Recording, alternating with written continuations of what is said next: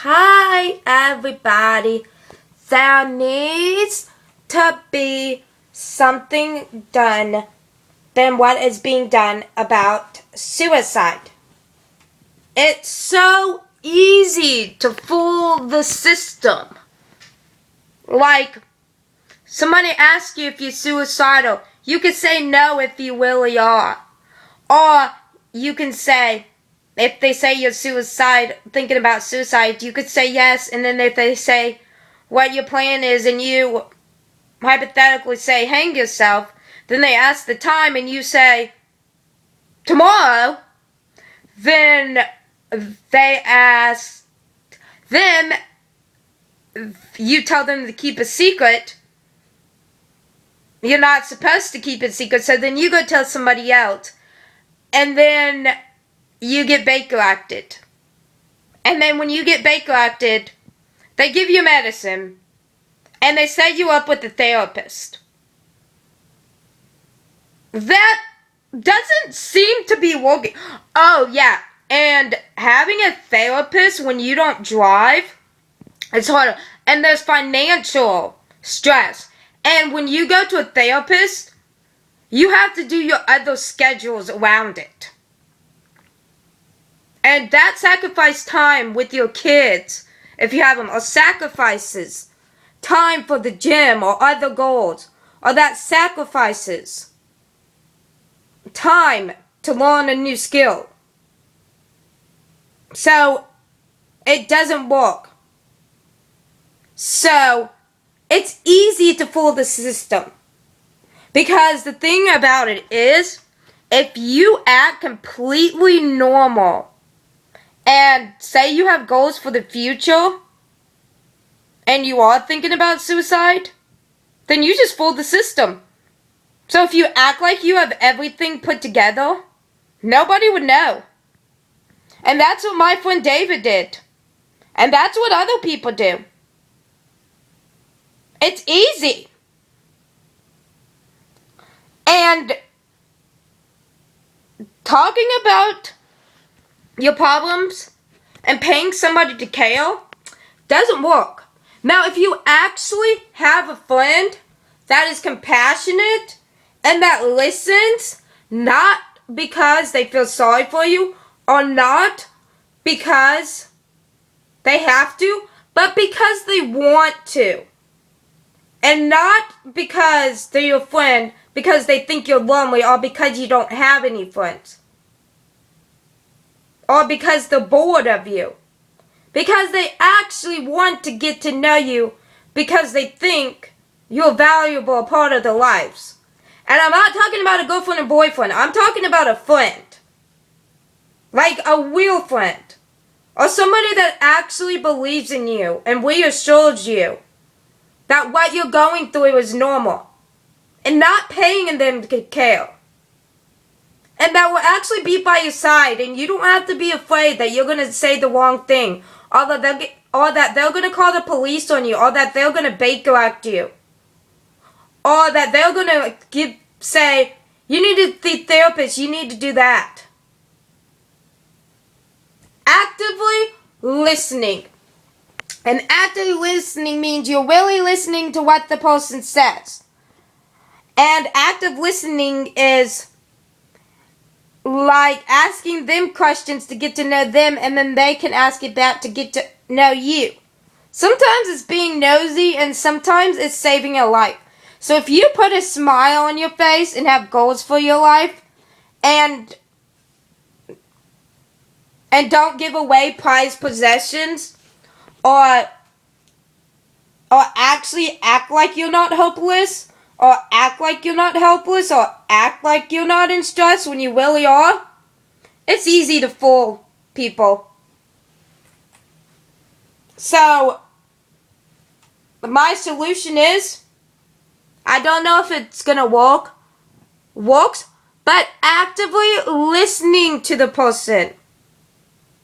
And not them being afraid you're gonna think they're weird or something, or not be afraid that you're gonna Baker act them. That's the fear about going to a counselor or a doctor, because if you say the wrong things, boom, you get bankrupted, or boom, they tell you to go to the ER, boom, they tell you to go see a professional help. And if you go to your job every day, so yeah. Like if you really are suicidal and you say that I'm going to go to my job tomorrow, and you go to your job and then you really are suicidal and then you commit suicide, nobody would know. But God knows, but God gives us free will. So, if you don't act suicidal when you really are, it's easy to fool people. Anyways, have a nice day. And I wish I could have saved my friend. I wish I would have paid attention more. I wish I would have made a pack more. Like 3 years ago when we were both suicidal and he did something in front of me, and I made a pact that we both made a pact 3 years ago not to commit suicide or try it. But I never redid that pact again. So I want to know, when you hang yourself, how long you have to save the person. Anyways, this is all just so confusing. I'm just trying to put the pieces together. I don't get it, but it is okay, because God, you're supposed to put your worries in God and give it to God, but I do give it to God, but I'm still worried that other people and my friends are going to commit suicide. I'm worried when people smoke because they're going to get cancer. This year has been not so good, so I am fearful that something bad is going to happen to me. And by the way, I got hit on my bicycle yesterday. I am lucky that I'm alive. And the cop said that he's glad I was wearing my helmet, because some and most people don't. I was in the crosswalk and the time was ticking down and it was dark and the person did not see me and I got hit. See? I'm lucky that's all that happened. And that. My arm is a little bit swollen. I'm so happy I still get to do my marathon. See, and that's a good one. My legs are in good condition. It was so overwhelming because everybody was talking to me at the same time. Oh, the fire department, the ambulance, the person that witnessed it, and 2 cops came. They were all talking to me at the same time. And the lights were bothering me. Yes, the person that hit me stopped. He felt guilty and he was more shaken up than me. All I wanted to do was go to the gym, and I kept saying, I want to go to the gym. Can I go to the gym? Can I go to the gym? And they told me not to.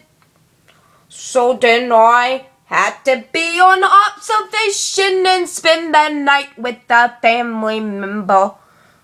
Because I didn't understand the magnitude of it. Because I could walk and talk. And everything else. So I didn't understand why. But I never made it to the gym. But I'm okay. And I thank God. And I get to run my marathon. I am not stupid. I just think differently. That is all, folks. And I am bad luck. Because bad things keep happening to me. What am I doing to deserve all this?